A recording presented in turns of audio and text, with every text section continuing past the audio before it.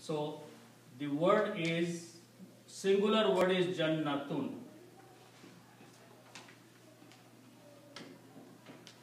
Jannatun means garden, or first meaning is garden. Okay, Jannatun means garden, or it also means paradise. Okay. Jannatun is the plural of this thing. Okay, so the word is, and it is written this way, Jannatun. Okay, Noon with an alif, fatha changes into alif, just like before. So the word, this is Jannatun, this is Jannatun. This means gardens, or also paradise. Because the plural of paradise is paradise, it's not paradises. Okay? So Jannatun means gardens. Okay? Now, one of the qualities of this word Anna, which means we translated that, is when it comes before a noun, feminine plural noun, it will change to jannatin, just like we saw that salihati. So, for them are gardens. Allah subhanahu wa ta'ala says, for those people are gardens or paradise. Okay? And then Allah subhanahu wa ta'ala further explains that what is in those gardens or in their paradise. Okay? See, the first word is tajri. Tajri is from these letters, Jim, Ra and Ya. This means to flow. Something is flowing, like water is flowing. So we use the word Jim, Ra and Ya. Jari is the word also used, means to flow. Okay? Tajri, in the grammar,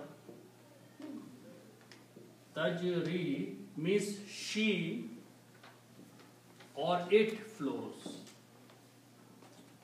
So you can say she flows or it flows. In English we will say it. In Arabic it is a feminine word. She is flowing, like it is flowing, like a water stream or a river is flowing, something like that is flowing. So this word is used for that, tajri.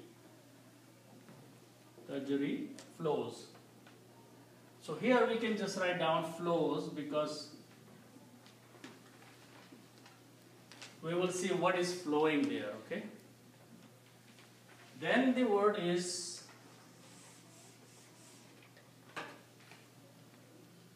tahatun. One word is tahatun. Tahatun means below. The word tahatun means below something. Okay? And ha means it or her.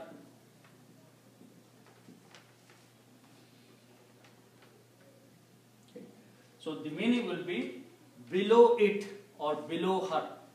Below means below in the paradise, below somewhere. Okay? And min means of. Okay? These are three separate words. Okay? So first, when we read these together, we read tahatun and ha. The combination of these will pronounce tahtuha. When we combine these two, we do not pronounce two dhammas, we pronounce only one. So this will become tahtuha. Tahtuha means below it, below in the paradise. Like if you are standing in a higher place, then under there you will see the streams of water or rivers flowing there. Just like you're standing here on top of a mountain in a valley, you can see that under there rivers are flowing. Okay, so same concept Allah subhanahu wa ta'ala is saying here. And min is a harf-e-jar. So harf-e-jar does one more thing. It changes this to a kasra. So the word now becomes tahtiha. Min tahtiha means from below it, at the bottom. Okay? So below it or from below it, it's the same meaning.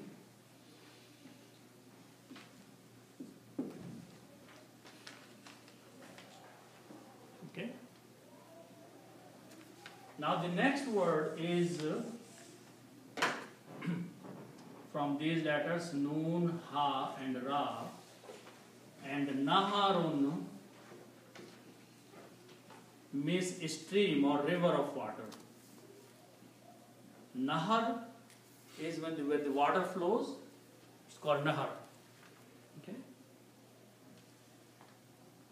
And Naharun is the word, and Anharun is the plural of that.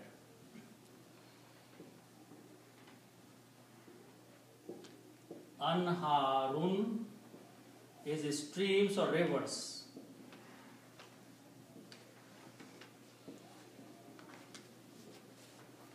And this is river. So it's plural. Anharun is plural. And if we put al before that, it is the rivers or the streams. Okay? And when you put al before that, you pronounce only one dhamma here. So it will be al-anharu.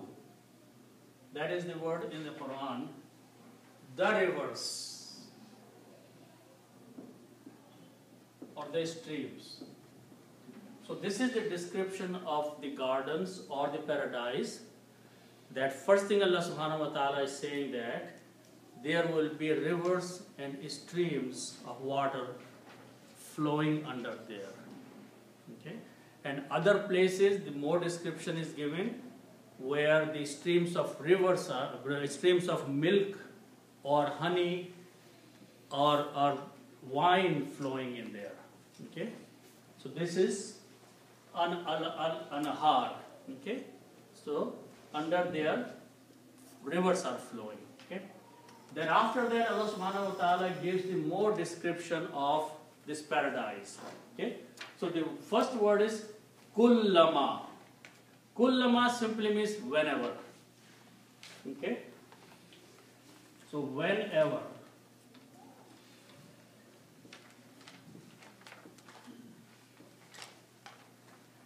Kullama, whenever. Because people will be there and Allah subhanahu wa ta'ala will give them a lot of things. So whenever Allah subhanahu wa ta'ala starts the part of the ayat, then the word is Ra, Za and Qaf. Razaqa means to provide. To provide, it's like rizq, or anything to provide. Razaqa. Okay? So if I just go and put 3 fathas on this thing, Ra, Za, Qa. This is the grammar of third person past tense. So the meaning will be he provided.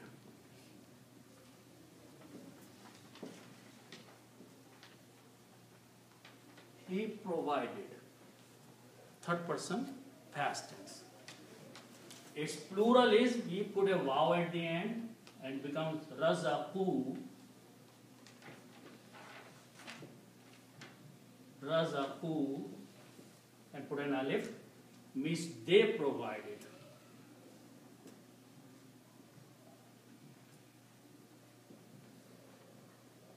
Okay. It's plural. He provided means one person, they provided, many people are giving you something. That's they provided. Okay. So here someone is or some people are giving something. Razaqu, they are provided. Okay? In English, this is active voice. Some if I make a minor change here in the harakat, its meaning will be different, and I'll write down first. If I take the first two letters here, first one has a fatah. If I change that to a dhamma, and the second letter has a fatah, if I change this to a kasra, okay, so the word now becomes ruziqu. Okay, that's the word in the Quran. What's the meaning of ruziqu? Ruziqu is passive, means they are provided. Okay, so the meaning will be they are provided.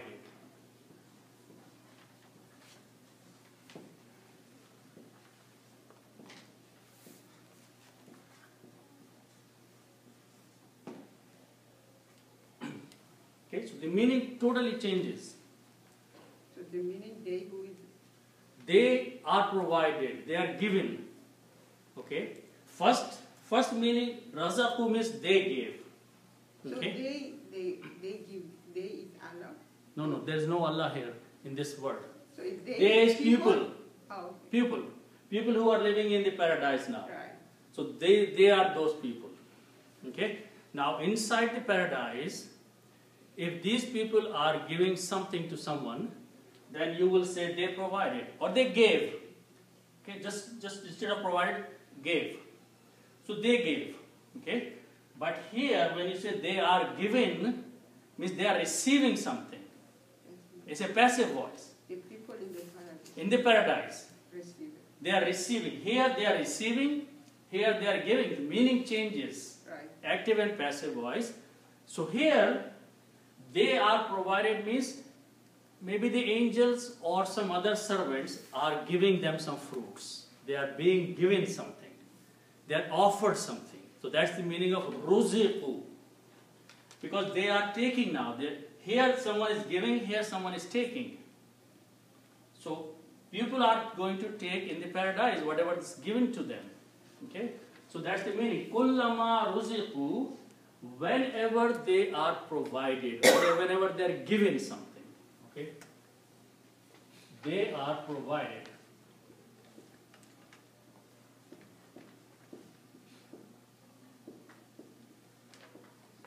Okay? Min ha is made of two parts. Min means from or of, and ha means it, and it means your paradise. So minha means of the paradise or of the garden.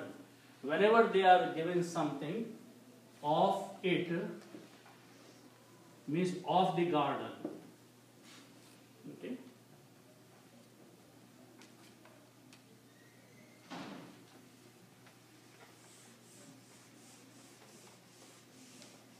Now the next two words are samaratun. Samaratun means fruit. Samaratun means fruit. Okay? And the word before that is min, which can be translated as any. Any. Okay? And min is a harf jar, so it will change the sound of this to samaratin. Okay? So whenever they are given in it, in the paradise, some fruit. Okay? So some fruits are given to them to eat. Okay? Any fruit.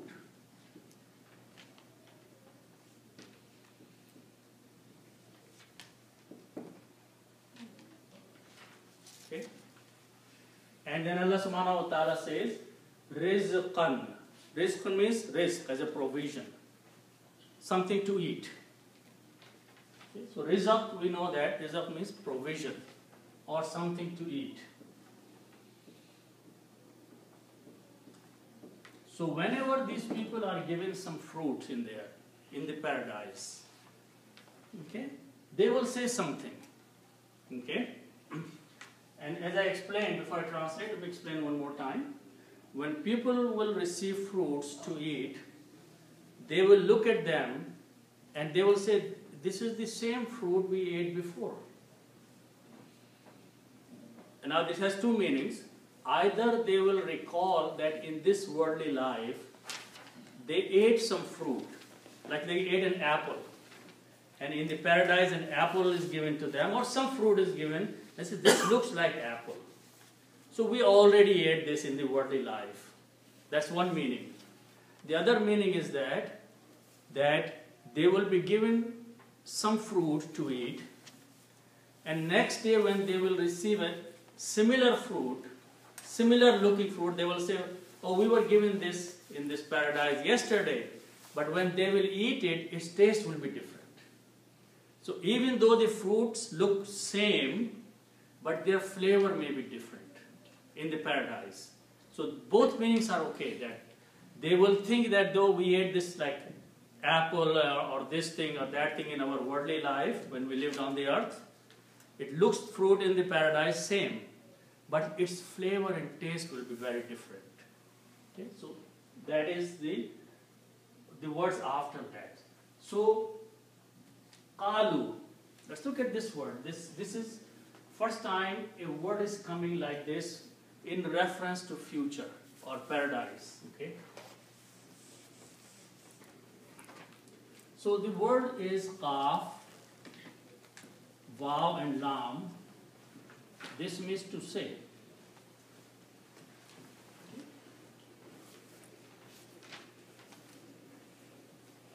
And if I put three fathahs on of these, qaf, vav and lam, this is third person past tense, which is he said. Okay, and waw with a fatah sounds like an alif, so this is become being a qala.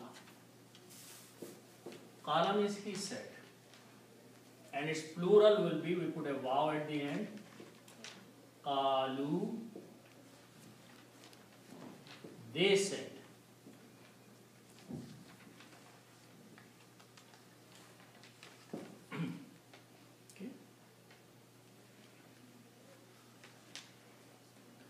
Now, this entire ayat is about future. This ayat is about future because we are reading now and we are hearing about the paradise that will happen later. But the word here is about the past tense. It should be they will say. When they will eat the fruit, they will say. But the grammar is they said. Okay? So that is something that we need to understand. The concept of time in Arabic is very different than what we know in English. In Arabic, in English, we have three times. We have a past tense, we have a present tense, and we have a future tense. And we have grammar for each three of those time frames. Okay? In Arabic, concept is very different of time. It has only two times, not three. Okay? And they don't have the past, present, and future either. What they have is that something which is definite and something which is not definite. For example, yesterday was definite because everybody knows that yesterday came. It is definite. Okay? Today is just a fraction of time. Tomorrow may never come. Okay? So tomorrow is indefinite. Yesterday was definite. And present tense is almost nothing because it comes and goes so fast that we don't even know how long was the present. Every second is a present second that we are talking. Okay? So present is very small. Future may never come. Indefinite. Past is definite. Okay? So that is how Arabic concept of time is. Either it is sure or it is nothing at all. Okay? So, two things are definite in Arabic with reference to the Quran. Yesterday was definite. We know that a prophet came, okay, or something happened, or the world was created, past. Tomorrow may never come, but day of judgment will come. Day of judgment is a promise of Allah subhanahu wa ta'ala. Yawmul Qiyamah is the promise of Allah subhanahu wa ta'ala. It will come. Today is Sunday, Monday may not come tomorrow, but a day of judgment will come. So when something is definite, for that the grammar of past is used. So qalu is the grammar of something which will definitely happen. And in the day of judgment, these things will happen, the paradise will happen, the hell will happen. So in the Quran you will see whenever they talk about the Qiyamah or Jannat or gardens or hell or anything, you will notice that the grammar of past tense is used there. In English. But it is not past tense, it is a grammar of something definite to happen. So, qalu means they said, but for our English understanding, we will translate they will say. Just for understanding in English language. So, I'm going to write down they will say, but the concept is that it is definitely going to happen. Definitely people will say. There is no doubt that by the Allah subhanahu wa ta'ala is promising something, that a day will come and people will go to paradise and they will eat fruit and they will say. It is going to happen. Okay? So that is the reason this grammar is different for the hereafter. Okay? And when we see more, when it comes more, I'll point out to you. So this, but in English we will say translate qalu, they will say, even though it is actually they said. Hadha lazi. Haza means this. So they will say this they are pointing to the fruit. They will be given fruit to eat and they will say Haza lazi, this is it. This it, okay? This Haza means this. And it Allazi means it. He says this is it. Okay?